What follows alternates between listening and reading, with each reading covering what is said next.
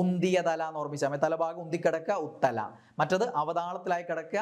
Hi, അപ്പോൾ ഇന്ന് നമ്മൾ പരീക്ഷയിൽ വളരെ ഇമ്പോർട്ടൻ്റ് ആയിട്ടുള്ള 2 ട്രെൻഡി ടോപ്പിക്സുകളാണ് പഠിക്കാൻ പോകുന്നത്. അപ്പോൾ അതിൽ ഒന്നാമത്തെന്ന് പറഞ്ഞാൽ ലെൻസുകളും ദർപ്പണങ്ങളും എന്നുള്ളതാണ്. അപ്പം സിമ്പിളാണ്, പക്ഷെ പലപ്പോഴും പല ആളുകളും തെറ്റിക്കുന്ന രീതിയിലുള്ള കുറേ കാര്യങ്ങളുണ്ട്. പിന്നെ കംപ്ലീറ്റ് അവിടെയുള്ള കാര്യങ്ങൾ മനസ്സിലാക്കി പഠിക്കാത്തത് കൊണ്ട് തെറ്റിപ്പോകുന്ന കുറേ കാര്യങ്ങളുമുണ്ട്. പരസ്പരം ലെൻസും ദർപ്പണവും തമ്മിൽ തെറ്റിപ്പോവുക, കോൺവെക്സ് ആണോ കോൺകേവ് ആണോ എന്നുള്ള ഇഷ്യൂ വരിക, അങ്ങനെയുള്ള കുറേ വിഷയങ്ങളുണ്ട്. അതൊക്കെ പരിഹരിച്ചുകൊണ്ട് കൃത്യമായിട്ട് നമുക്ക് ഇവിടെ നിന്നുള്ള മാർക്ക് ഉറപ്പിക്കാം. അപ്പം ദർപ്പണങ്ങൾ ആദ്യം പഠിക്കാം നമുക്ക്. അതിൽ ദർപ്പണങ്ങൾ എന്ന് പറയുമ്പോൾ നമുക്ക് മിറേഴ്സ് അഥവാ ദർപ്പണം എന്ന് പറയുമ്പോൾ എന്താണ് ദർപ്പണം എന്ന് ചോദിച്ചാൽ സിമ്പിളായിട്ട് നമുക്ക് പറയാം, അതിൻ്റെ ഒരു ഭാഗം പരുക്കനാക്കി വെച്ചിട്ടുണ്ടാവും അല്ലേ. ഒരു ഭാഗം പ്രകാശത്തെ പ്രതിഫലിപ്പിക്കത്ത രീതിയിൽ, അതായത് പ്രകാശം തട്ടി തിരിച്ചു പോകുന്ന രീതിയിൽ മിനുസപ്പെടുത്തിയിട്ടുണ്ടാവും. അതാണ് ദർപ്പണം എന്ന് പറയുന്നത്. ഒരു ഭാഗം പരുക്കനായിരിക്കും, ഒരു ഭാഗം മിനുസമുള്ള പ്രതലമായിരിക്കും. ദെൻ ലെൻസ് എന്ന് പറഞ്ഞാൽ എന്താണ്? പ്രകാശത്തെ കടത്തിവിടുന്നതാണ്. അതേസമയം ദർപ്പണം എന്താണ്? പ്രകാശത്തെ പ്രതിഫലിപ്പിക്കുകയാണ് ചെയ്യുന്നത്. ലെൻസ് എന്താ ചെയ്യുന്നത്? പ്രകാശത്തെ അതിലൂടെ കടത്തിവിടും, അപവർത്തനം സംഭവിച്ചു മറുഭാഗത്തേക്ക് എത്തുകയാണ് ചെയ്യുക. ക്ലിയർ ആയില്ല ആ ഒരു കാര്യം? ദെൻ ദർപ്പണങ്ങളിലേക്ക് വരികയാണെങ്കിൽ ആദ്യം നമുക്ക് കോൺകേവ് മിറർ. കോൺകേവ് ഒരു ഗുഹ പോലെ ചിന്തിച്ചാൽ മതി. കേവ് ഗുഹ. ഓക്കെ, മുൻഭാഗം മിനുസമുള്ള ഭാഗം ഇതാണ്. ഇത് പരിക്കെന്ന് കാണിക്കാനാണ് ഇങ്ങനെ വരയിടുന്നത്, ഈ വരകൾ. മനസ്സിലായില്ലേ? അപ്പം ഇതാണ് മിനുസമുള്ള ഭാഗം. ആ മിനുസമുള്ള ഭാഗം കേവ് പോലെ ഉണ്ടാവും, ഗുഹ പോലെ ഉണ്ടാവും. അതാണ് കോൺകേവ് മിറർ അഥവാ അവതല ദർപ്പണം. മലയാളത്തിൽ നമ്മൾ അവതലം എന്നാണ് പറയുക. ഈ തലം അവതാളത്തിലായി കിടക്കുക എന്ന് വിചാരിച്ചാൽ മതി. ഇങ്ങനെ കുഴിഞ്ഞ അവതാളത്തിലായി കിടക്കുന്ന തലഭാഗം, മിനുസുള്ള ഭാഗം. ഓക്കെ, അവതല ദർപ്പണം. ഇനി അത് പ്രകാശത്തെ എന്താണ് ചെയ്യുക എന്നുള്ളതിനനുസരിച്ച് നമ്മൾ വേറൊരു പേരും കൂടെ പറയും. അതുകൊണ്ട് ഇത് കൃത്യമായിട്ട് മനസ്സിലാക്കി പഠിക്കുക. അല്ലാതെ ബൈ ഹാർട്ട് പഠിച്ചാൽ എല്ലാം കൂടെ കൺഫ്യൂഷൻ ആവും. കാരണം കോൺകേവ് മിറർ ഉണ്ട്, കോൺവെക്സ് മിറർ ഉണ്ട്, പ്ലെയിൻ മിറർ ഉണ്ട്, പിന്നെ കോൺവെക്സ് ലെൻസ് ഉണ്ട്, കോൺകേവ് ലെൻസ് ഉണ്ട്, സിലിണ്ടറിക്കൽ ലെൻസ് ഉണ്ട്. ഇതിനൊക്കെ ഇതേപോലെയുള്ള മറ്റു പേരുകളും ഉണ്ട്. അപ്പോൾ എല്ലാം കൂടെ ബൈ ഹാർട്ട് പഠിച്ചാൽ കൺഫ്യൂസ്ഡ് ആവും, ഒന്നും കിട്ടാതെയാവും. അതുകൊണ്ട് കാര്യം മനസ്സിലാക്കി പഠിക്കുക. നോക്കിയേ, ഇതാണൊരു കോൺകേവ് മിറർ. ഇവിടെ ഒരു പ്രകാശരശ്മി ഇങ്ങനെ കടന്നു വരികയാണെങ്കിൽ അത് ഇവിടെ തട്ടി പ്രതിഫലിച്ച് ഇങ്ങനെ തിരിച്ചു പോകും. ഓക്കെ, അതേപോലെ മറ്റൊരു പ്രകാശരശ്മി അത് ഇവിടെ കാണിക്കുന്നു, വന്നു, തട്ടി തിരിച്ചു പോകുന്നു. ഇത് രണ്ടും കൂടെ ഇവിടെ ഒരു ബിന്ദുവിൽ യോജിക്കുകയാണ് ചെയ്യുന്നത്. അതായത് ഇങ്ങനെ പാരലായിട്ട് വരുന്ന 2 പ്രകാശരശ്മികളെ ഈ ഒരു ബിന്ദുവിലേക്ക് കേന്ദ്രീകരിക്കുകയല്ലേ ചെയ്തത്.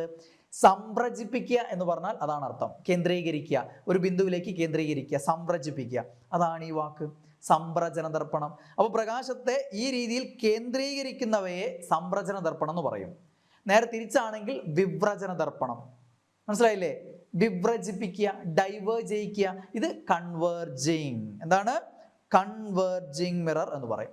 മലയാളം സംപ്രജന ദർപ്പണം. കൺവേർജ് ചെയ്യിക്കുക, സംപ്രജിപ്പിക്കുക. ഓക്കെ, ഇതാണ് പേരുകൾ. അപ്പോൾ ആദ്യം പേര് തന്നെ അറിഞ്ഞിരിക്കണം. അപ്പോൾ അത് ലെൻസ് ആണോ മിറർ ആണോ അങ്ങനെയുള്ള കൺഫ്യൂഷൻ പലർക്കും ഉണ്ടാവാറുണ്ട്. അത് ഇല്ലാതെ ആക്കുക. അപ്പോൾ കോൺകേവ് മിറർ മലയാളത്തിൽ അവതല ദർപ്പണം. ഇനി കോൺകേവ് മിറർ എന്താ ചെയ്യുക? പ്രകാശത്തെ കേന്ദ്രീകരിക്കുന്നു. അതുകൊണ്ട് കൺവേർജിങ് എന്ന് പറയും, കൺവേർജ് ചെയ്യിക്കുക. അതിൻ്റെ മലയാളമാണ് സംപ്രജന ദർപ്പണം. അത് ലെൻസിനും മിററിനുണ്ട് സംപ്രജനം വിവ്രജനം ഉള്ള വാക്ക്. പക്ഷേ ഇവിടെ അത് കോൺകേവ് മിററിനാണെങ്കിൽ അവിടെ അത് കോൺവെക്സ് ലെൻസിനാണ്. ആരാണോ ഈ പണി ചെയ്യുക അതിനനുസരിച്ചാണ് ആ പേര് വരുന്നത്. മനസ്സിലായില്ലേ? ഈ പേര് എങ്ങനെയാണ് വരുന്നത്? അതിൻ്റെ തലം, അതിൻ്റെ പ്ലെയിൻ, അതിൻ്റെ ആ ഒരു മുൻഭാഗം, മിനുസമുള്ള ഭാഗം എങ്ങനെയാണോ എന്നുള്ളതിനനുസരിച്ചാണ് ഈ പേര് വരുന്നത്. കോൺകേവ് അവതല എന്നുള്ള പേര്. മറ്റത് ആ ഒരു പ്രകാശരശ്മി എന്ത് ചെയ്യുന്നു എന്നുള്ളതിനനുസരിച്ചാണ്. ഇങ്ങനെ ക്ലിയർ ആക്കി കഴിഞ്ഞാൽ ഇത് നിങ്ങൾക്ക് ഒരു കാലത്തും മറന്നു പോകില്ല, അല്ലെങ്കിൽ ഇത് കൺഫ്യൂഷൻ ആവും. മനസ്സിലായില്ലേ? അപ്പോൾ മിനുസമുള്ള തലം ഇതാ കുഴിഞ്ഞിരിക്കുന്നു, അവതലം കോൺകേവ്. പ്രകാശത്തെ ഇതാ കേന്ദ്രീകരിക്കുന്നു, കൺവേർജിങ് അഥവാ സംപ്രജന.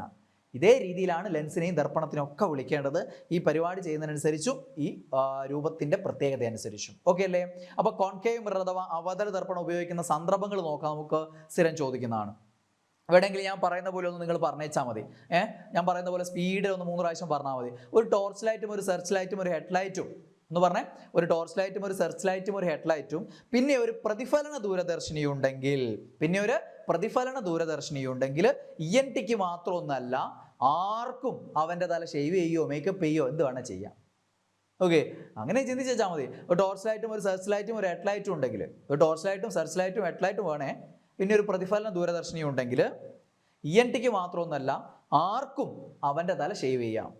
ഓക്കെ, അതിൽ നിന്നിട്ട് അവൻ്റെ തലയും എടുക്കുക. ആ അവൻ്റെ തലയിൽ നിന്ന് എൻ്റെ അങ്ങ് ഒഴിവാക്കി എന്ത് കിട്ടും? അവതല ദർപ്പണം കിട്ടും. ആ അവതല ദർപ്പണം ഉപയോഗിക്കുന്ന സന്ദർഭങ്ങളാണ് ഞാൻ ഈ പറഞ്ഞ ഡയലോഗിൽ ബാക്കി തീർത്തും. എന്തൊക്കെയാണ് നോക്കിയാൽ നിങ്ങൾ? ഒരു ടോർച്ച് ലൈറ്റും ഒരു സെർച്ച് ലൈറ്റും ഒരു ഹെഡ് ലൈറ്റും. ടോർച്ച് ലൈറ്റിൽ ഉപയോഗിക്കുന്ന ദർപ്പണം കോൺകേവ് അവതല ദർപ്പണം, കോൺകേവ് അഥവാ അവതല ദർപ്പണം. സെർച്ച് ലൈറ്റുകളിൽ ഉപയോഗിക്കുന്നു, വാഹനങ്ങളുടെ ഹെഡ് ലൈറ്റുകളിൽ ഉപയോഗിക്കുന്നു. ഇവിടങ്ങളിലെയൊക്കെ റിഫ്ലക്ടർ, അതായത് പ്രകാശത്തെ പ്രതിഫലിപ്പിക്കാൻ വേണ്ടിയിട്ട് ഉപയോഗിക്കുന്ന ഏതാണ്? കോൺകേവ് മിറർ ആണ്. അപ്പൊ ഏതൊക്കെയാ? Torch light, search light, head light എന്നിവയിലെ റിഫ്ലക്ടർ ഏതാണ്? യെസ്, കോൺകേവ് മിറർ ആണ്. ദെൻ പ്രതിഫലന ദൂരദർശിനിയിൽ ഉപയോഗിക്കുന്നു, റിഫ്ലക്റ്റിംഗ് ടെലസ്കോപ്പ്. പ്രതിഫലന ദൂരദർശിനി, സാധാരണ ദൂരദർശിനികളിലും മൈക്രോസ്കോപ്പിലും ബൈനോക്കുലറിലും ഒക്കെ നിങ്ങൾ ലെൻസ് ആണ് പഠിച്ചിട്ടുണ്ടാവുക, കോൺവെക്സ് ലെൻസ് പൊതുവെ ഉപയോഗിക്കുന്നത്, പ്രധാന ആവശ്യം അവിടെ.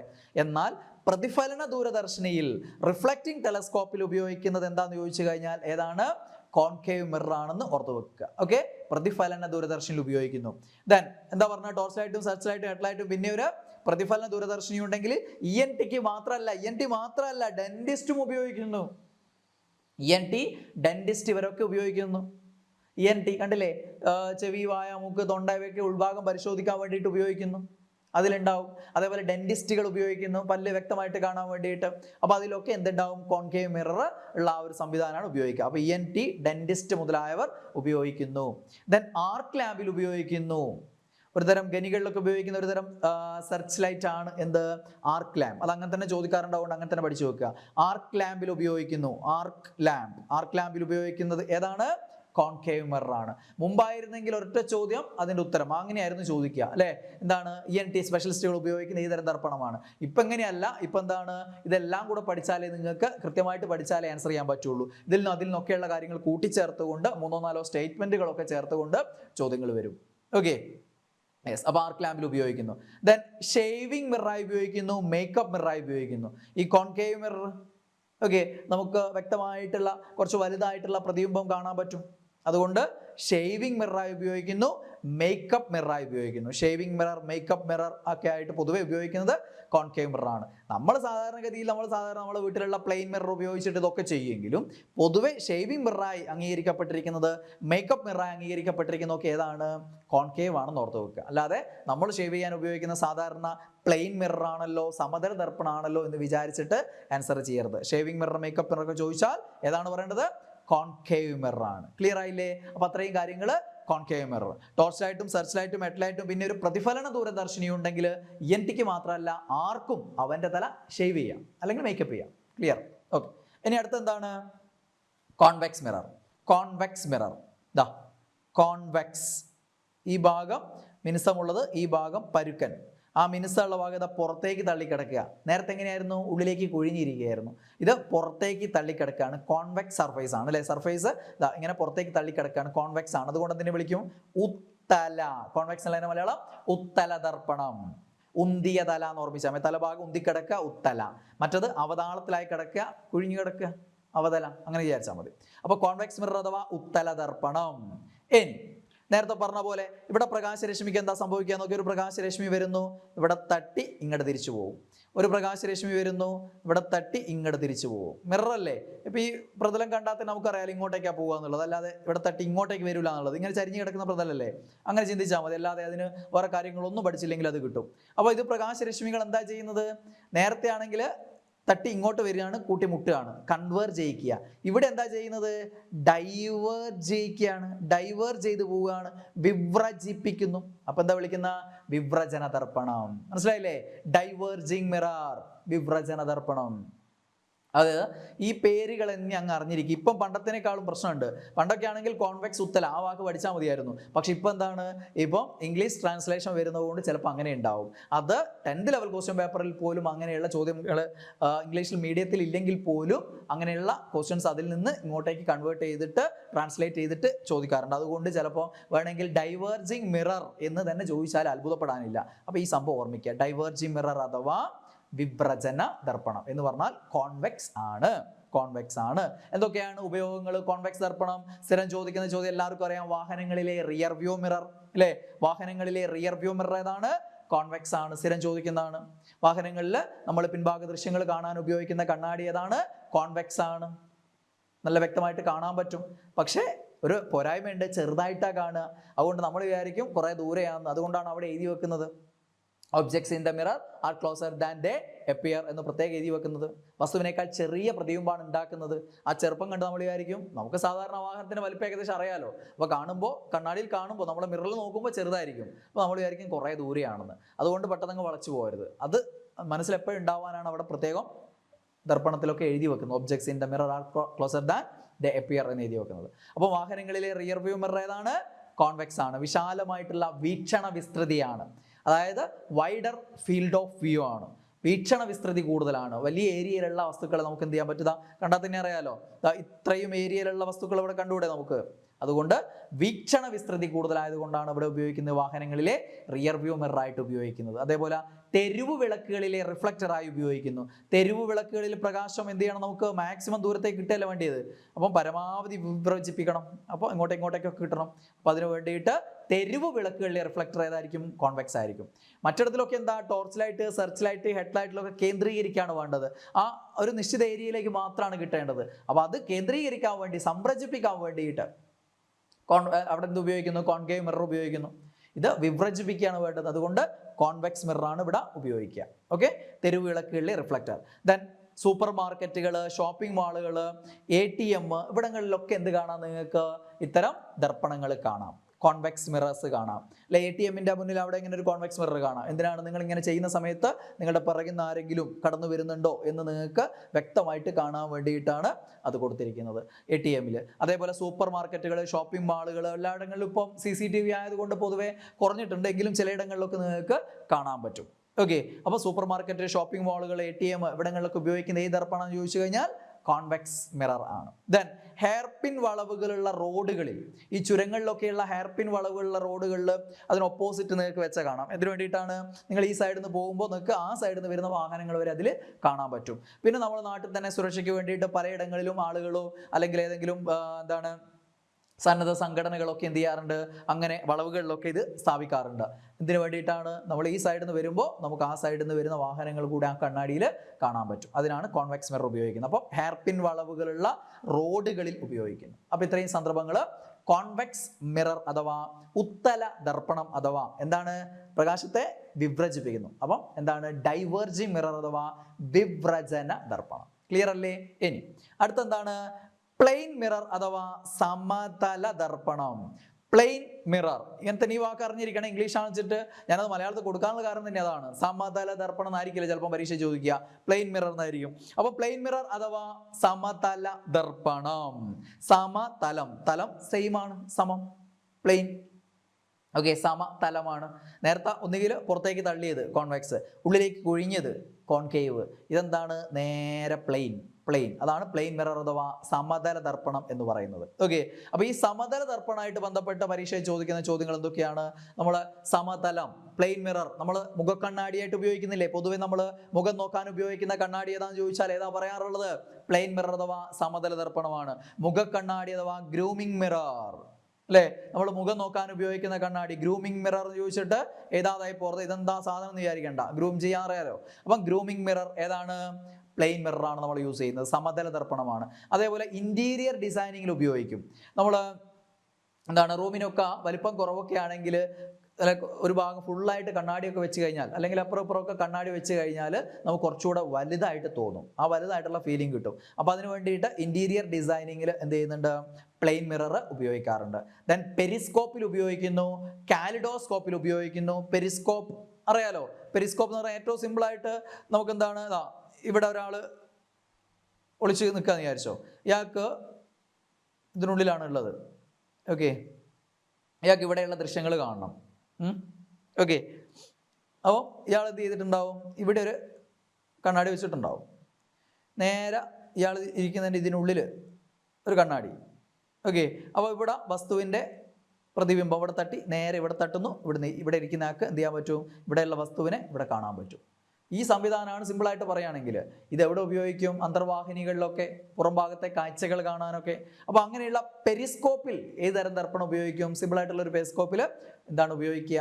പ്ലെയിൻ മിറേഴ്സ് ആണ് ഉപയോഗിക്കുക. ദെൻ കാലിഡോസ്കോപ്പ് നമ്മൾ സ്കൂൾ കാലഘട്ടത്തിലൊക്കെ ഉണ്ടാക്കിയിട്ടുണ്ടാകുന്ന സംവിധാനമാണ് അല്ലേ? പ്ലെയിൻ മിറേഴ്സ് ഒരു 3 അല്ലെങ്കിൽ അതിൽ കൂടുതലും ഇങ്ങനെ വെച്ചിട്ട് എന്നിട്ട് അതിൽ നോക്കുമ്പോൾ നിങ്ങൾക്ക് നിങ്ങളുടെ കുറേ മുഖം കാണാം. ആ കോണളവിനനുസരിച്ച് കുറേ എണ്ണം എന്ത് കാണാൻ പറ്റും? നിങ്ങൾ ആ നോക്കുമ്പോൾ മുഖം നിങ്ങൾക്ക് കാണാൻ പറ്റും. അതാണ് ആ ഉപകരണമാണ് കാലിഡോസ്കോപ്പ് എന്ന് പറയുന്നത്. എന്താണ് കാലിഡോസ്കോപ്പ്? ആ പെരിസ്കോപ്പ്, കാലിഡോസ്കോപ്പ് ഇവിടങ്ങളിലൊക്കെ ഉപയോഗിക്കുന്ന മിറർ ഏതാണ്? പ്ലെയിൻ മിറർ അഥവാ സമതല ദർപ്പണമാണ്. അപ്പോൾ അത്രയും പോയിന്റ്സ് പ്ലെയിൻ മിറർ ഓർമ്മിക്കാം. ഇനി ലെൻസാണ്. ഇതുവരെ പറഞ്ഞ എന്താ? മിറർ ആണ്, ദർപ്പണമാണ്, പ്രകാശത്തെ പ്രതിഫലിപ്പിക്കുന്നു, തട്ടി തിരിച്ചു വരുന്നു. ദെൻ ലെൻസ് എന്ന് പറഞ്ഞാൽ പ്രകാശത്തെ കടത്തിവിടും, അപവർത്തനം ചെയ്തുകൊണ്ട് കടത്തിവിടും അല്ലേ? അതിനോടുള്ള കടത്തി പോകുന്നു, ദിശയ്ക്ക് വ്യതിയാനം ഉണ്ടാകുന്നു, അതാണ് അപവർത്തനം എന്ന് പറയുന്നത്. അപ്പോൾ ആദ്യം നമുക്ക് കോൺകേവ് ലെൻസ് നോക്കാം. നേരത്തെ കോൺകേവ് മിറർ പഠിച്ച പോലെ ഇവിടെ കോൺകേവ് ലെൻസ്, കോൺകേവ് ഗുഹ പോലെ അല്ലേ? അപ്പോൾ ലെൻസ് ആകുമ്പോൾ പ്രകാശത്തെ കടത്തി വിടുന്ന, അപ്പോൾ സുതാര്യമായിട്ടുള്ളതായിരിക്കും. അപ്പോൾ 2 ഭാഗം ഒരേപോലെ തന്നെ ഉണ്ടാവും. ഇതാണ് 2 ഭാഗം കോൺകേവ് ആയിട്ട് കിടക്കുന്നുണ്ടല്ലേ നിങ്ങൾ? 2 ഭാഗം ഇങ്ങനെ ഉള്ളിലേക്ക് ഒഴിഞ്ഞിരിക്കുന്നു. അപ്പോൾ എന്ത് പറയും നേരത്തെ മലയാളം? അവതല ലെൻസ്. അവതാളത്തിലായി കിടക്കുന്ന തലഭാഗം, 2 ഭാഗവും ഉള്ളിലേക്ക് കുഴിഞ്ഞു കിടക്കും. ദർപ്പണത്തിനാണെങ്കിൽ ഒരു ഭാഗം, മറ്റേ ഭാഗം പരിക്കനല്ലേ? ലെൻസ് ആകുമ്പോൾ 2 ഭാഗവും കുഴിഞ്ഞു കിടക്കും. അതാണ് അവതല ലെൻസ് എന്ന് പറയുന്നത്. ഇനി എന്താണ് പ്രകാശത്തെ ചെയ്യുന്നത് നോക്കുക. പ്രകാശരശ്മി വരുന്നു, ഇവിടെ നിന്ന് അപവർത്തനം സംഭവിച്ചു, ഇവിടെ നിന്നും അപവർത്തനം സംഭവിച്ചു, പുറത്തേക്ക് പോയി. പ്രകാശരശ്മി ഇതാ പുറത്തേക്ക് പോയി, ഒന്നിത വരുന്നു പുറത്തേക്ക് പോയി, ഒന്നിത വരുന്നു പുറത്തേക്ക് പോയി. ഇത് തമ്മിൽ കൂട്ടിമുട്ടുകയാണോ ചെയ്യുന്നത്? അല്ല, വിവ്രജിപ്പിക്കുകയാണ് ചെയ്യുന്നത്. അതാണ് വിവ്രജന ലെൻസ്, ഡൈവേർജിങ് ലെൻസ്. നേരത്തെ കോൺകേവ് മിറർ എന്താ ചെയ്തത്? കൺവേർജ് ചെയ്യിപ്പിച്ചു. കോൺകേവ് ലെൻസ് എന്താ ചെയ്യുന്നത്?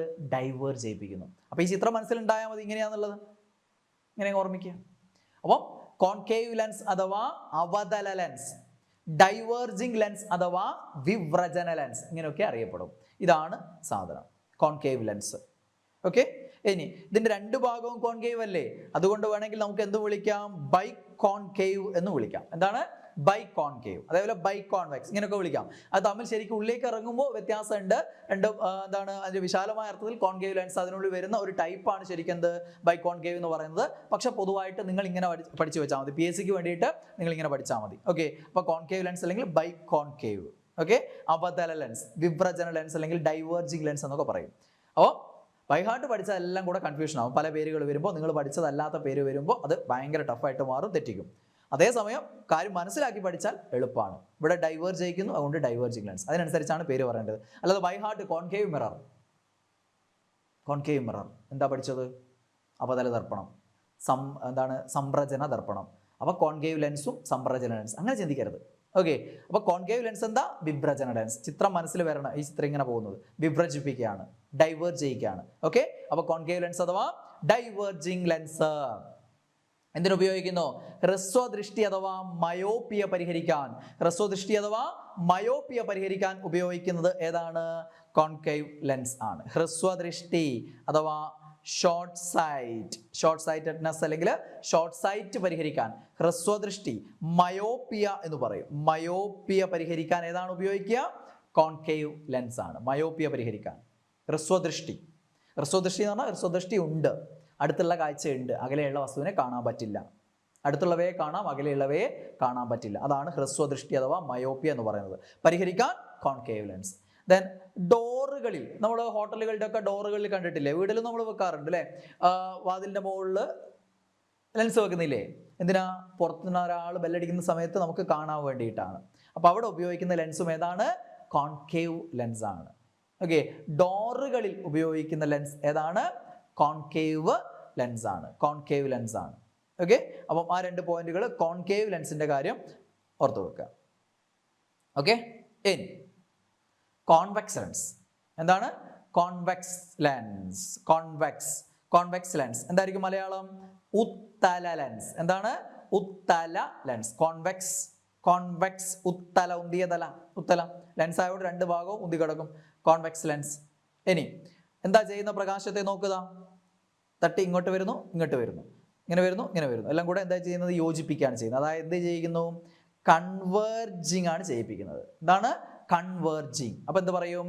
കൺവേർജിങ് ലെൻസ് അഥവാ സംപ്രജന ലെൻസ് എന്ന് പറയും. കൺവേർജിങ് ലെൻസ് അഥവാ സംപ്രജന ലെൻസ് എന്നാണ് വിളിക്കുക. കൺവേർജിങ് ലെൻസ് അഥവാ സംപ്രജന ലെൻസ്. ക്ലിയർ അല്ലേ? അപ്പോൾ കോൺവെക്സ് ലെൻസ് അഥവാ ഉത്തല ലെൻസ് അഥവാ കൺവേർജിംഗ് ലെൻസ് അഥവാ സംപ്രജന ലെൻസ്. ഇനി നേരത്തെ പറഞ്ഞ പോലെ കോൺകേവിന്റെ കാര്യത്തിൽ ബൈകോൺകേവ് എന്ന് വിളിച്ച പോലെ കോൺവെക്സിന്റെ കാര്യത്തിൽ എന്ത് പറയാം? ബൈകോൺവെക്സ് എന്ന് പറയാം. ഞാൻ പറഞ്ഞു ബേസിക്കലി അങ്ങനെ അങ്ങ് പറയാം. ഓക്കെ, ഉള്ളിലേക്ക് ഇറങ്ങുമ്പോൾ ഫിസിക്സിന്റെ ആഴങ്ങളിലേക്ക് ഇറങ്ങുമ്പോൾ രണ്ടും തമ്മിൽ എന്തുണ്ട്? വ്യത്യാസമുണ്ട്. അപ്പോൾ കോൺവെക്സ് അഥവാ ബൈകോൺവെക്സ് ഓർമ്മിക്കുക. കാരണം പറയാൻ കാരണം എന്താണ്, ചിലപ്പോൾ ചോദ്യങ്ങൾ അങ്ങനെ തന്നെ വരാറുണ്ട്. പരീക്ഷ ചോദിക്കുമ്പോൾ കോൺവെക്സ് എന്നുള്ളതിന് പകരം ബൈകോൺവെക്സ് എന്ന് കൊടുക്കാറുണ്ട് ചിലപ്പോൾ. അതുകൊണ്ടാണ് പറയുന്നത് കേട്ടോ. അപ്പോൾ ഈ ചിത്രമാണ് മനസ്സിൽ വരേണ്ടത് കോൺവെക്സിന്റെ കാര്യത്തിൽ. അപ്പോൾ പേര് മറന്നു പോകില്ല. ഇനി കോൺവെക്സ് ലെൻസ് ഉപയോഗിക്കുന്ന സന്ദർഭങ്ങൾ, നേരത്തെ ഹ്രസ്വദൃഷ്ടി പരിഹരിക്കാൻ കോൺകേവ് ആണെങ്കിൽ ദീർഘദൃഷ്ടി പരിഹരിക്കാൻ എന്താണ്? കോൺവെക്സ് ആണ്. ദീർഘദൃഷ്ടി, ലോങ് സൈറ്റഡ്നെസ് അല്ലെങ്കിൽ ലോങ് സൈറ്റ് പരിഹരിക്കാൻ ദീർഘദൃഷ്ടിയുടെ സയന്റിഫിക് നെയിം എന്താ? ഹൈപ്പർ മെട്രോപ്പിയ. മറ്റത് മയോപ്പിയ, ഷോർട്ട് സൈറ്റ്. ദീർഘദൃഷ്ടിക്ക് എന്താ പറയാ? ഹൈപ്പർ. ഹൈപ്പർ എന്ന് പറയുമ്പോൾ എപ്പോഴും കൂടുതൽ എന്നുള്ള അർത്ഥമാണ്. ഹൈപ്പർ ടെൻഷൻ, ഹൈപ്പോ ടെൻഷൻ കേട്ടിട്ടില്ലേ? അപ്പം ഹൈപ്പർ മെട്രോപ്പിയ. ഹൈപ്പർ മെട്രോപ്പിയ ചുരുക്കിയിട്ട് അതിനെ ഹൈപ്പറോപ്പിയ എന്നും പറയും. ചിലപ്പോൾ അങ്ങനെ ചോദിക്കാറുണ്ട്.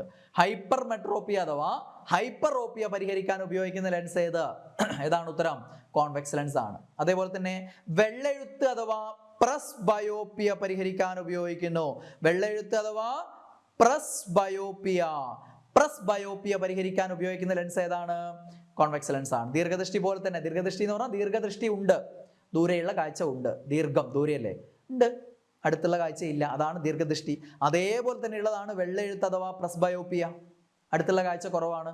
ഇത് പ്രായം കൂടുന്നതിനനുസരിച്ച് പൊതുവെ ഒരു 10-40 കഴിയുന്ന സമയത്ത് പൊതുവെ ആളുകൾക്ക് വരുന്നതാണ് വെള്ളെഴുത്ത് അഥവാ പ്രസ് ബയോപ്പിയ എന്ന് പറയുന്നത്. ദെൻ ദീർഘദൃഷ്ടി എന്ന് പറയുന്നത് ഏത് സമയത്തും ഉണ്ടാവാം. ചിലപ്പോൾ അത് എന്താണ്, കുട്ടികളിൽ വരെ ഉണ്ടാവാം. ഓക്കെ, അപ്പോൾ ദീർഘദൃഷ്ടി പരിഹരിക്കാനും വെള്ളെഴുത്ത് പരിഹരിക്കാനും ഏതാണ് ഉപയോഗിക്കുന്നത്?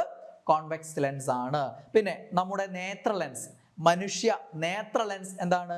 കോൺവെക്സ് ലെൻസ് ആണ് അഥവാ ബൈകോൺവെക്സ് ലെൻസ് ആണ്, ഉത്തല ലെൻസ് ആണ്. ഓക്കെ, അപ്പോൾ മനുഷ്യ നേത്ര ലെൻസ്.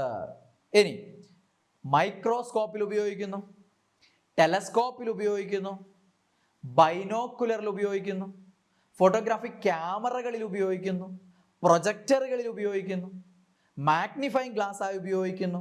ഇതൊക്കെ ഏതാണ്? യെസ്, കോൺവെക്സ് ലെൻസ് ആണ്.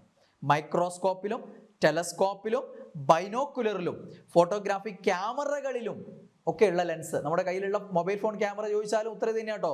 ഫോട്ടോഗ്രാഫിക് ക്യാമറ, മൊബൈൽ ക്യാമറകളിലൊക്കെ ലെൻസ് ഏതാണെന്ന് ചോദിച്ചു കഴിഞ്ഞാൽ കോൺവെക്സ് ലെൻസ് ആണ്. അതേപോലെ പ്രൊജക്ടറുകളിൽ ഉപയോഗിക്കുന്നു. പിന്നെയോ മാഗ്നിഫൈയിങ് ഗ്ലാസ് ആയി ഉപയോഗിക്കുന്നത്. എന്താ മാഗ്നിഫിക്കേഷൻ എന്ന് പറഞ്ഞാൽ? ആവർധനം എന്ന് പറയും, വർദ്ധിപ്പിച്ച് കാണിക്കുക, വലുതായി കാണിക്കുക, മാഗ്നിഫിക്കേഷൻ അതാണ്. അപ്പോൾ മാഗ്നിഫൈയിങ് ഗ്ലാസ് ഏതാണ്? കോൺവെക്സ് ലെൻസ് ആണ്. വസ്തുക്കളെ വലുതായി കാണാൻ സഹായിക്കുന്നു. അതുകൊണ്ട് മാഗ്നിഫൈയിങ് ഗ്ലാസ് ആയിട്ട് ഉപയോഗിക്കുന്ന ഏതാണെന്ന് ചോദിച്ചു കഴിഞ്ഞാൽ ഏതാണ് പറയേണ്ടത്? കോൺവെക്സ് ലെൻസ് ആണ്. ക്ലിയർ ആയില്ലേ? അപ്പൊ കോൺവെക്സ് ലെൻസ് അഥവാ ഉത്തല ലെൻസ് പ്രകാശത്തെ എന്ത് ചെയ്യുന്നു? കൺവേർജ് ചെയ്യിപ്പിക്കുന്നു. അതുകൊണ്ട് എന്ത് വിളിക്കുന്നു? സംപ്രജന ലെൻസ്. എന്ത് വിളിക്കുന്നു? സംപ്രജന ലെൻസ് അഥവാ ബൈകോൺവെക്സ് ലെൻസ്. ഇങ്ങനെയൊക്കെ വിളിക്കുന്നത് കോൺവെക്സ് ലെൻസ് ആണ്. അതിന്റെ പോയിന്റ്സ് ക്ലിയർ ആയി എന്ന് വിചാരിക്കുന്നു. അടുത്ത എന്താണ്? സിലിണ്ടറിക്കൽ ലെൻസ് ആണ്. എന്താണ്? Cylindrical lens. സിലിണ്ടറിക്കൽ ലെൻസ് എന്ന് പറയുമ്പോൾ എന്താണ്? ഒരു സിലിണ്ടർ അല്ലെ, സിലിണ്ടറിന്റെ ആകൃതിയിലുള്ളതാണ്. അതിലാകെ ഈ ഒരൊറ്റ ചോദ്യ പരീക്ഷയിൽ വരാറുള്ളൂ. അതിൽ തന്നെ പ്ലാനോ കോൺവെക്സും പ്ലാനോ കോൺകേവും ഒക്കെ ഉണ്ട് കേട്ടോ. പ്ലാനോ കോൺവെക്സും പ്ലാനോ കോൺകേവും. പ്ലാനോ കോൺവെക്സ് എന്ന് പറഞ്ഞാൽ ഒരു ഭാഗം പ്ലെയിൻ പ്ലാനോ പ്ലെയിൻ, ഒരു ഭാഗം എന്താണ്? കോൺവെക്സ്. ഇതാ ഇങ്ങനെ ഉണ്ടാവും. ഈ ഭാഗം കോൺവെക്സ്, ഈ ഭാഗം പ്ലെയിൻ, പ്ലാനോ കോൺവെക്സ്. ഇനി പ്ലാനോ കോൺകേവ് എന്ന് പറഞ്ഞാൽ ഇതാ ഒരു ഭാഗം പ്ലെയിൻ. ഓക്കെ, ഇനി എന്താ മറുഭാഗം? കോൺകേവ്. ഇങ്ങനെ ഉണ്ടാവും. ഇതാണ് പ്ലാനോ കോൺകേവ് എന്ന് പറയുന്നത്. അപ്പോൾ ഇങ്ങനെ പ്ലാനോ കോൺവെക്സും പ്ലാനോ കോൺകേവും ഒക്കെ ഉണ്ട്. ഇത് മൊത്തത്തിൽ കാണിച്ചതാണ് ഒരു ചിത്രം, ഈ ചിത്രം കൊടുത്തിരിക്കുന്നത്. അപ്പോൾ അത് എന്താണ്, നമുക്ക് അതിനനുസരിച്ച് 2 ടൈപ്പ് ഒക്കെ ഉണ്ട് എന്നുള്ള കാര്യം മനസ്സിലാക്കി വെക്കുക. ഒന്നുമില്ല, ഇവിടെ ഈ ചോദിക്കാറുള്ളൂ. വിഷമദൃഷ്ടി അഥവാ അസ്റ്റിഗ്മാറ്റിസം, അൺഈവൻ വിഷൻ, അതാണ് അസ്റ്റിഗ്മാറ്റിസം അഥവാ വിഷമദൃഷ്ടി എന്ന് പറയുന്നത്. ഓക്കെ, വിഷമദൃഷ്ടി പരിഹരിക്കാൻ ഉപയോഗിക്കുന്ന ലെൻസ് ഏതാണെന്ന് ചോദിച്ചു കഴിഞ്ഞാൽ ഏതാണ് ഉത്തരം പറയേണ്ടത്? സിലിണ്ടറിക്കൽ ലെൻസ് ആണ്. വിഷമദൃഷ്ടി പരിഹരിക്കാൻ ഉപയോഗിക്കുന്ന ലെൻസ് ഏതാണ്? സിലിണ്ടറിക്കൽ ലെൻസ് ആണ്. ദെൻ ഇവിടെ പരീക്ഷ ചോദിക്കുന്ന മറ്റൊരു ചോദ്യമാണ് പിൻഹോൾ ക്യാമറയിൽ ഉപയോഗിക്കുന്ന ലെൻസ് ഏത്? പിൻഹോൾ ക്യാമറയിൽ ഉപയോഗിക്കുന്ന ലെൻസ് ഏതാണ്? പിൻഹോൾ ക്യാമറയിൽ ഉപയോഗിക്കുന്ന ലെൻസ് ഏതാണെന്ന് ചോദിച്ചു കഴിഞ്ഞാൽ ഓപ്ഷൻ ആദ്യം കോൺവെക്സും കോൺകേവും ഒക്കെ കൊടുത്തിട്ട് സിലിണ്ടറിക്കലൊക്കെ കൊടുത്തിട്ട് ലാസ്റ്റ് ഓപ്ഷൻ ആയിട്ടുണ്ടാവും ലെൻസ് ഇല്ല. പിൻഹോൾ ക്യാമറയിൽ എന്തുണ്ടാവില്ല? ലെൻസ് ഉണ്ടാവില്ല. അതൊരു ലൈറ്റ് പ്രൂഫ് ബോക്സ് മാത്രമാണ്. ഒരു ലൈറ്റ് പ്രൂഫ് ബോക്സ് ആണ്. എന്താണ് നമുക്ക് ഈ സോളാർ എലിപ്സ് ഉണ്ടല്ലോ, സൂര്യഗ്രഹണമൊക്കെ നിരീക്ഷിക്കാൻ ഒക്കെ ഉപയോഗിക്കുന്ന രീതിയിലുള്ള ഒരു ലൈറ്റ് പ്രൂഫ് ബോക്സ് ആണ് എന്ത്? പിൻഹോൾ ക്യാമറ എന്ന് പറയുന്നത്. അപ്പോൾ അതിൽ എന്ത് ഉപയോഗിക്കുന്നില്ല? ലെൻസ് ഉപയോഗിക്കുന്നില്ല. ഓക്കെ, അപ്പോൾ പിൻഹോൾ ക്യാമറയിൽ ലെൻസ് ഇല്ല എന്ന് കൂടെ ഓർമ്മിച്ച് വെക്കുക. മൊബൈൽ ക്യാമറ, ഫോട്ടോഗ്രാഫിക് ക്യാമറയിൽ ഒക്കെ ഏതാണെന്ന് ചോദിച്ചു കഴിഞ്ഞാൽ കോൺവെക്സ് ലെൻസ് ആണ്. എന്നാൽ പിൻഹോൾ ക്യാമറയിൽ എന്തില്ല എന്ന് ഓർമ്മിച്ച് വെക്കുക? ലെൻസ് ഇല്ല എന്നുള്ളത് ഓർമ്മിക്കുക. ഓക്കെ, ക്ലിയർ അല്ലേ? ഓക്കെ, ഇനി നമുക്ക് മറ്റൊരു പ്രധാന ടോപ്പിക്കിലേക്ക് പോകാം. സ്ഥിരം ചോദിക്കുന്നതാണ്, പലതുമായിട്ട് ബന്ധപ്പെട്ട ഭൂവൽക്കം, അല്ലെങ്കിൽ എന്താണ് അന്തരീക്ഷം, അല്ലെങ്കിൽ പ്രപഞ്ചം, ഇങ്ങനെ ഓരോ ഇടങ്ങളിലും അടങ്ങിയ മൂലകങ്ങളും അളവിൻ്റെ ക്രമവും കാര്യങ്ങളൊക്കെ. അപ്പോൾ അത് നമുക്ക് എളുപ്പത്തിൽ കുറച്ച് ടിപ്സൊക്കെ ഉപയോഗിച്ചിട്ടൊന്ന് പഠിച്ചെടുക്കാം. അപ്പം ഒന്നാമത്തെ നമുക്ക് ഭൂവൽക്കത്തിലെ കാര്യത്തിലേക്ക് പോകാം. ഭൂമിയുടെ ഉപരിതലം, അതാണ് ഭൂവൽക്കം എന്ന് പറയുന്നത്. ഓക്കെ, ഭൂമിയുടെ ഉപരിതലം അഥവാ ഭൂവൽക്കത്തിൽ കൂടുതലുള്ള മൂലകങ്ങൾ ക്രമത്തിൽ മനസ്സിലാക്കാൻ വേണ്ടിയിട്ട് നിങ്ങളൊരാളെ ഓർമ്മിക്കുക. അലീക്ക തന്നെയാണ് ഓർമ്മിക്കേണ്ടത്. പ്രായം കൂടിയ ആളുകൊണ്ട് ഇക്കാന്ന് വിളിച്ചോ നിങ്ങൾ. അലീക്ക ഫുൾ ഓസി അടിക്കലാണ് പരിപാടി. സ്വന്തം പൈസ 5 പൈസ ചിലവാക്കൂല, ഫുള്ള് മറ്റുള്ളവരെ ഓസി അടിച്ച് നടക്കലാണ്. അപ്പോൾ ആളെ പേരെന്താണ്? ഓസി അലീക്ക എന്നാണ് നിങ്ങൾ വിളിക്കേണ്ടത്. ഓസി അലീക്ക. ഓക്കെ, അപ്പോൾ ഭൂവൽക്കത്തിലെ മൂലകങ്ങൾ അളവിന്റെ ക്രമത്തിൽ കിട്ടും. ഓസി അലീക്ക ഓർമ്മിച്ചാൽ മതി. ക്ലിയർ അല്ലേ? ഓ ഓക്സിജൻ, സി സിലിക്കൺ, അലി അലൂമിനിയം, ഇ ഇരുമ്പ്, കാൽസ്യം. ഏതാണ്? ഓക്സിജൻ, സിലിക്കൺ, അലി അലൂമിനിയം, ഇരുമ്പ്, ഇ കാൽസ്യം. ഓക്കെ, അപ്പോൾ ഓസി അലീക്ക എന്ന് ഓർമ്മിക്കുക. ഇത് വളരെ ഇമ്പോർട്ടൻ്റ് ആണ്. പരീക്ഷകളിൽ പലതവണ വന്നിട്ടുള്ളതാണ് ക്രമവും കാര്യങ്ങളും, കൂടുതലുള്ള ലോഹം, മൂലകം, അലോഹം എന്നൊക്കെയുള്ള രീതിയിൽ. അപ്പോൾ ഒരു കാര്യം അറിഞ്ഞു വെക്കുക. നോക്കേ, ഈ ഒന്നാമത്തെ ആള് ഓക്സിജൻ. ഓക്സിജൻ ഒരു അലോഹ മൂലകമാണ്. ഓക്സിജൻ എന്ന മൂലകം എന്താണ്? അലോഹമാണ്. അപ്പോൾ അത് അലോഹ മൂലകമാണ്. സിലിക്കൺ എന്നുള്ളത് ഒരു ഉപലോഹ മൂലകമാണ്. സിലിക്കൺ എന്താണ്? ഒരു ഉപലോഹമാണ്. ഉപലോഹ മൂലകമാണ് അല്ലെങ്കിൽ ഉപലോഹമാണ്. ദെൻ അലൂമിനിയം എന്നുള്ളത് ഒരു ലോഹമൂലകമാണ്. എന്ന് വെച്ചാൽ ലോഹമാണ്, ഒരു ലോഹമൂലകമാണ്. എല്ലാ മൂലകങ്ങൾ തന്നെയാണല്ലോ, ലോഹമായാലും ഉപലോഹമായാലും അലോഹമായാലും. അപ്പോൾ അലോഹമൂലകമാണ്, ഉപലോഹമൂലകമാണ്, ലോഹമൂലകമാണ്. അപ്പോൾ ഭൂവൽക്കത്തിൽ ഏറ്റവും കൂടുതലുള്ള മൂലകം ഏതെന്ന് ചോദിച്ചാൽ ഏത് മൂലകവും പറയാലോ. അപ്പോൾ ഏതാണ് ഉത്തരം? ഓക്സിജനാണ്. ഒന്നാം സ്ഥാനമുള്ള ഓക്സിജനാണ്. ഭൂവൽക്കത്തിൽ ഏറ്റവും കൂടുതലുള്ള അലോഹം ഏതെന്ന് ചോദിച്ചാലും ഓക്സിജനാണ്. ഭൂവൽക്കത്തിൽ ഏറ്റവും കൂടുതൽ അലോഹം ഓക്സിജനാണ്. ഭൂവൽക്കത്തിൽ ഏറ്റവും കൂടുതലുള്ള മൂലകം ഏത്? ഭൂവൽക്കത്തിൽ ഏറ്റവും കൂടുതലുള്ള അലോഹ മൂലകം ഏത് അല്ലെങ്കിൽ അലോഹം ഏത് എന്നൊക്കെ ചോദിച്ചാൽ ഓക്സിജനാണ്. ദെൻ ഭൂവൽക്കത്തിൽ ഏറ്റവും കൂടുതലുള്ള ഉപലോഹം ഏതെന്ന് ചോദിച്ചാൽ ചാടിക്കേരി ഓക്സിജൻ പറഞ്ഞു പോകരുത്. ഭൂവൽക്കത്തിൽ ഏറ്റവും കൂടുതലുള്ള ഉപലോഹം ഏതാണ്? രണ്ടാം സ്ഥാനമുള്ള സിലിക്കൺ ആണ്. ഇതാണ് ഉപലോഹം ആദ്യം വരുന്നത്. ഇനി ഭൂവൽക്കത്തിൽ ഏറ്റവും കൂടുതലുള്ള ലോഹം ഏതെന്ന് ചോദിച്ചാലോ, അല്ലെങ്കിൽ ലോഹമൂലകം ഏതെന്ന് ചോദിച്ചാൽ ഏതാണ്? മൊത്തത്തിൽ മൂന്നാം സ്ഥാനമുള്ള അലൂമിനിയമാണ്. ബാക്കി രണ്ടും ലോഹമല്ല.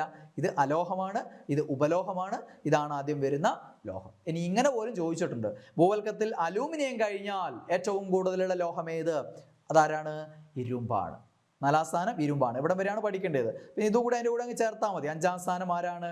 കാൽസ്യമാണ്. അത് ഞാൻ പിന്നെ ആ പേരും കൂടി ആക്കാൻ വേണ്ടി അയാളെ കൂടെ ചേർത്തുന്നേ ഉള്ളൂ. അപൂർവമായിട്ടേ വന്നിട്ടുള്ളൂ. അപ്പോൾ ഭൂവൽക്കത്തിലുള്ള മൂലകങ്ങൾ അളവിന്റെ ക്രമത്തിൽ കിട്ടിയല്ലോ.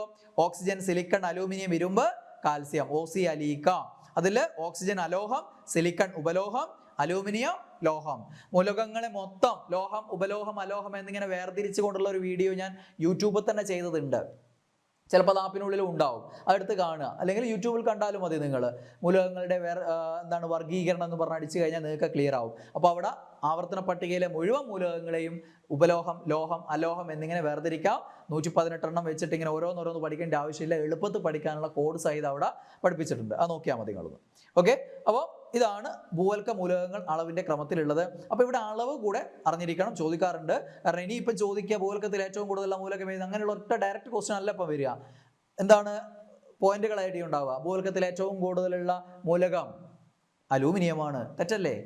ദെൻ ഭൂവൽക്കത്തിൽ സിലിക്കണിന്റെ അളവ് ഇത്ര ശതമാനമാണ്. ഒന്നുകിൽ ഇത് തന്നെ കൊടുക്കും, അല്ലെങ്കിൽ മാറ്റി കൊടുക്കും. അപ്പോൾ ഇങ്ങനെയുള്ള 3-4 പോയിന്റ്സുകളൊക്കെ വെച്ചിട്ടുള്ള ചോദ്യങ്ങൾ വരുന്നുണ്ട് ഇപ്പോൾ. അതുകൊണ്ട് ഇത് അറിഞ്ഞിരിക്കുക. ഓക്സിജൻ എത്ര ശതമാനം ഉണ്ട്? 46.6. 46.6% ഓക്സിജൻ. 46, ഏകദേശം പകുതിയോളം ഓക്സിജനാണ് ഭൂവൽക്കത്തിൽ. 46.6% ഓക്സിജനാണ്. സിലിക്കൺ ഇത് 40 ആണെങ്കിൽ ഇത് 20, 40ൻ്റെ പകുതി 20.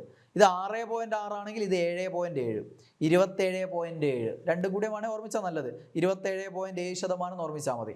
27.7, ഇത് 46.6, ഇത് 27.7. അങ്ങനെ ആകുമ്പോൾ ഇത് പഠിക്കാൻ എളുപ്പമാണ്. 40 അതിൻ്റെ പകുതി 20, ഇത് 6.6, ഇത് 7.7. ക്ലിയർ അല്ലേ? ദെൻ അലൂമിനിയം 8.1%, 8.1 അല്ലെങ്കിൽ 8.13%. രണ്ട് സ്ഥാനത്തിലാണെങ്കിൽ അങ്ങനെ 8.1% എന്ന് ഓർമ്മിക്കുക. ഓക്കെ. ദെൻ ഇരുമ്പ് 5%, കാൽസ്യം 3.5%. ഓക്കെ അല്ലേ? യെസ്. അപ്പോൾ 46.6, 27.7, ദെൻ 8.1%, ദെൻ ഇരുമ്പ് 5%, കാൽസ്യം 3.5%. ഇതാണ് ഭൂവൽക്ക മൂലകങ്ങൾ അളവിൻ്റെ ക്രമത്തിൽ. അപ്പോൾ ഭൂമിയുടെ ഉപരിതലത്തിൽ ഏറ്റവും കൂടുതലുള്ള മൂലകം ഓക്സിജൻ, ഏറ്റവും കൂടുതലുള്ള ലോഹം അലൂമിനിയം, ഏറ്റവും കൂടുതലുള്ള ഉപലോഹം സിലിക്കൺ. എന്നാൽ ഭൂമിയുടെ ഉള്ളറകൾ നോക്കുകയാണെങ്കിൽ ഏറ്റവും കൂടുതലുള്ളത് ഏതാണ്? ഇരുമ്പാണ്. ഭൂമിയുടെ ഉള്ളറകളിൽ ഏറ്റവും കൂടുതലുള്ള ലോഹം ഏതാണ്? ഇരുമ്പാണ്. ഭൂവൽക്കത്തിൽ അലൂമിനിയമാണ്, അവിടെ ഇരുമ്പിന് 2ാം സ്ഥാനമേ ഉള്ളൂ. പക്ഷേ ഭൂമിയുടെ ഉള്ളറകളിൽ ഏതാണ് കൂടുതലുള്ളത്? ഇരുമ്പാണ്. അങ്ങനെയാണെങ്കിൽ നമുക്ക് ഭൂമിയുടെ മൊത്തം പിണ്ഡം നോക്കാം.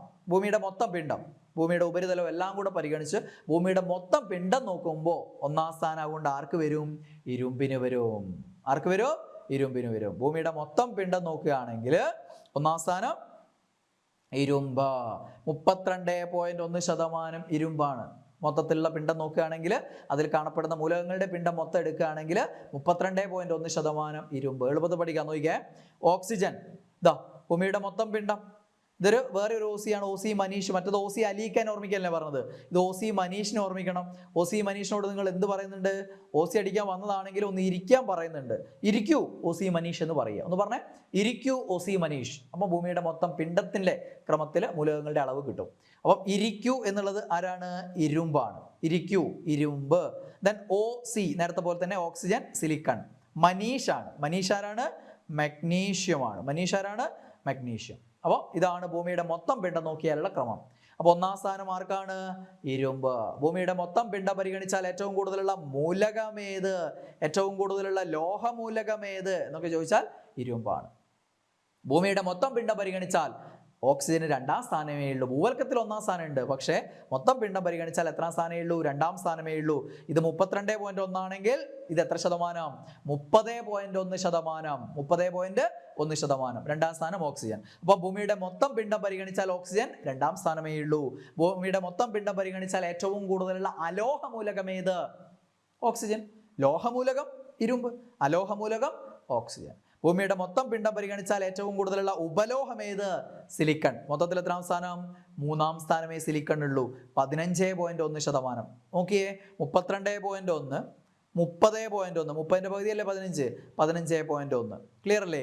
Then magnesium 13.9%. ഇതില്ലെങ്കിലും കുഴപ്പമൊന്നുമില്ല, ആ 3 ഓർമ്മിച്ചാൽ മതി. മഗ്നീഷ്യം 13.9, ഓർത്ത് വെച്ചാൽ നല്ലത്. 13.9%. ഇത്രയാണ് ഭൂമിയുടെ മൊത്തം പിണ്ഡം പരിഗണിച്ചാലുള്ള മൂലകങ്ങളുടെ അളവിൻ്റെ ക്രമം എന്ന് പറയുന്നത്.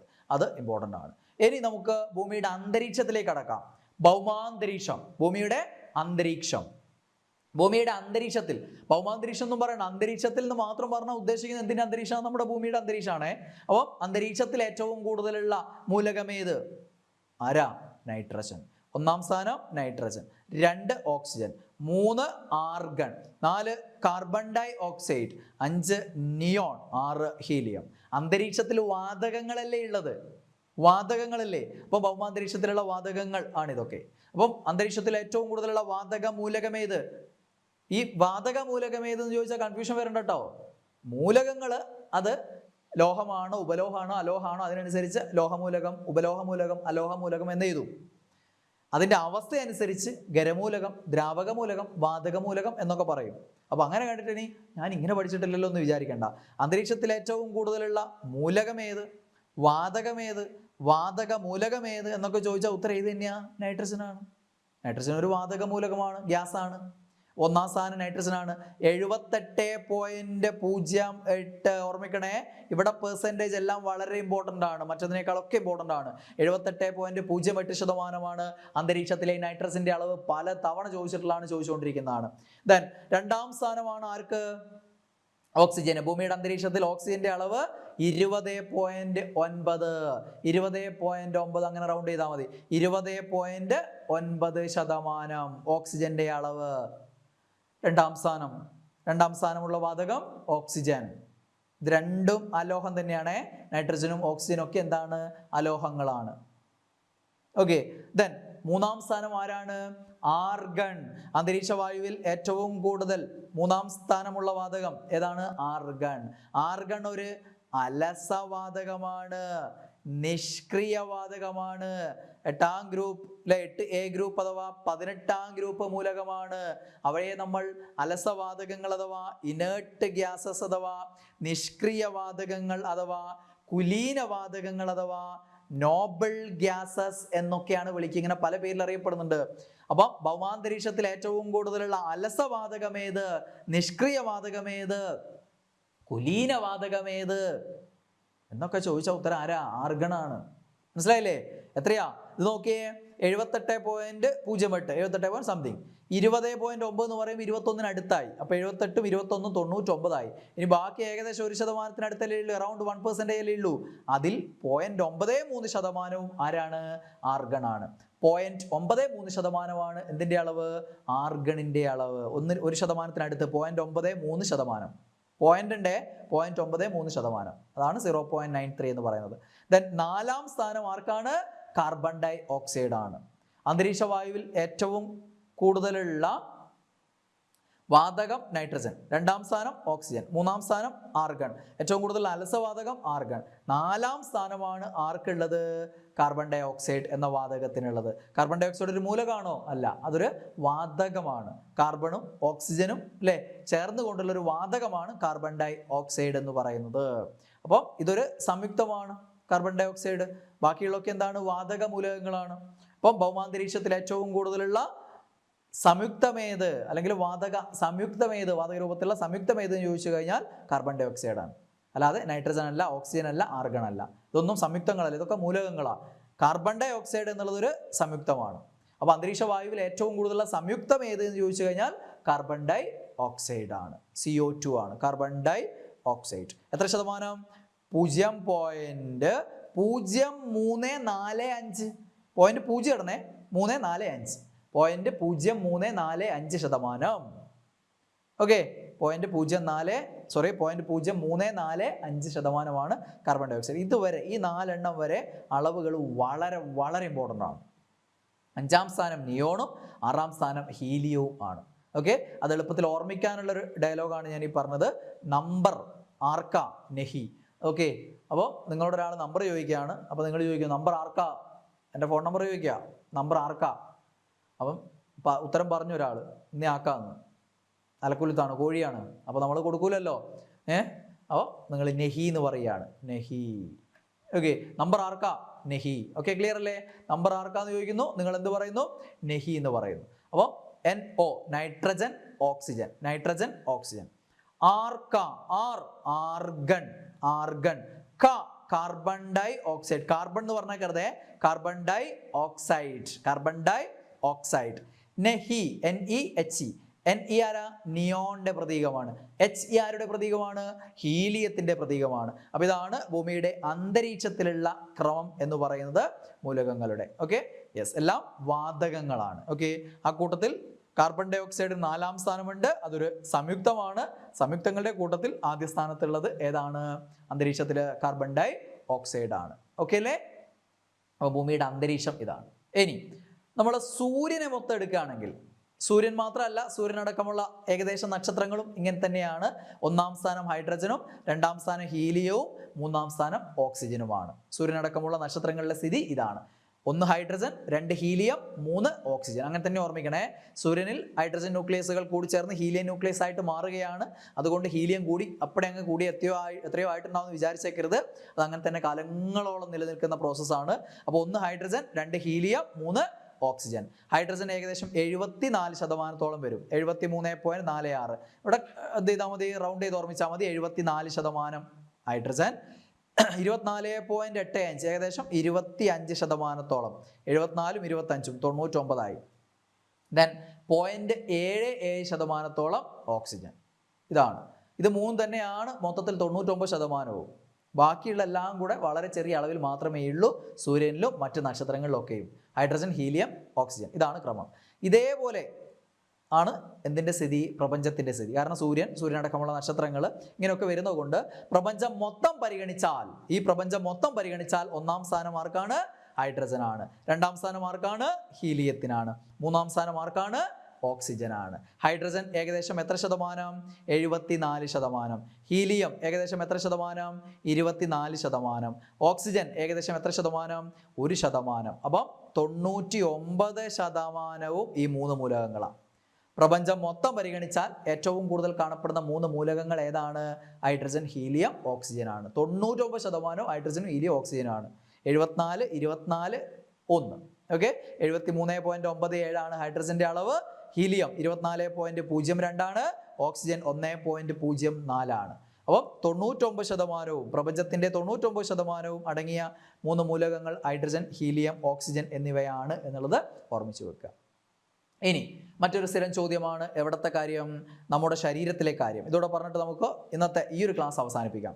ഹ്യൂമൻ ബോഡി അഥവാ നമ്മുടെ ശരീരം, മനുഷ്യ ശരീരത്തിൽ ഏറ്റവും കൂടുതലുള്ള മൂലകം ഏതെന്ന് ചോദിച്ചാൽ ഏതാണ്? ഓക്സിജനാണ്. നമ്മുടെ ശരീരത്തിൽ ഏറ്റവും കൂടുതലുള്ള മൂലകം ഓക്സിജൻ. 2-ാം സ്ഥാനമുള്ള മൂലകം കാർബൺ. 3-ാം സ്ഥാനമുള്ള മൂലകം ഹൈഡ്രജൻ. 4-ാം സ്ഥാനമുള്ള മൂലകം നൈട്രജൻ. 5-ാം സ്ഥാനമുള്ള മൂലകം കാൽസ്യം. ഇതിൽ കാൽസ്യം മാത്രമാണ്, ഇതൊന്നും ഇല്ലാത്തൊരു പ്രത്യേകത കാൽസ്യത്തിനുണ്ട്. കാൽസ്യം എന്താണ്? ഒരു ലോഹമൂലകമാണ്, ലോഹമാണ്. അപ്പൊ നമ്മുടെ ശരീരത്തിൽ ഏറ്റവും കൂടുതലുള്ള ലോഹമേത്? കാൽസ്യം. ഏറ്റവും കൂടുതലുള്ള മൂലകമേത്? ഓക്സിജൻ. മാറിപ്പോറതെ 1, 2, 3, 4, 5. Oxygen, carbon, hydrogen, nitrogen, calcium. ഓർമ്മിക്കാൻ വേണമെങ്കിൽ എന്ത് പറഞ്ഞാൽ മതി? യെസ്, നമ്മൾ പണ്ടൊരു ഹിറ്റ് സോങ് ഉണ്ടായിരുന്നല്ലോ, ഓപ്പൺ ഗന്നം സ്റ്റൈൽ. ആ ട്യൂണിൽ അങ്ങ് പറഞ്ഞാൽ മതി. ഞാൻ അന്ന് ഉണ്ടാക്കിയതാണ്. ആ ഓപ്പൺ ഗന്നം സ്റ്റൈൽ ഇറങ്ങിയ സമയത്ത് ഉണ്ടാക്കിയതാണ്. ആ ട്യൂണിൽ അങ്ങ് പറഞ്ഞാൽ മതി. OCHN കാൽ ഒന്ന് പറഞ്ഞേ. OCHN കാൽ. OCHN കാൽ. ഓക്കെ, OCHN കാൽ. OCHN കാൽ. O oxygen, C carbon, H hydrogen, N nitrogen, കാൽ കാൽസ്യം. ഇതാണ് നമ്മുടെ ശരീരത്തിൽ അടങ്ങിയ മൂലകങ്ങളുടെ അളവിൻ്റെ ക്രമം. ഏറ്റവും കൂടുതലുള്ള മൂലകം ഓക്സിജൻ. ഏറ്റവും കൂടുതലുള്ള ലോഹമൂലകം ചോദിച്ചാൽ ഏതാണ്? കാൽസ്യമാണ് നമ്മുടെ ശരീരത്തിൽ അടങ്ങിയത്. അപ്പോൾ ഇത്രയും കാര്യങ്ങൾ ഇന്ന് പഠിച്ചല്ലോ. എല്ലാവർക്കും ക്ലിയർ അല്ലേ? സെറ്റ് അല്ലേ?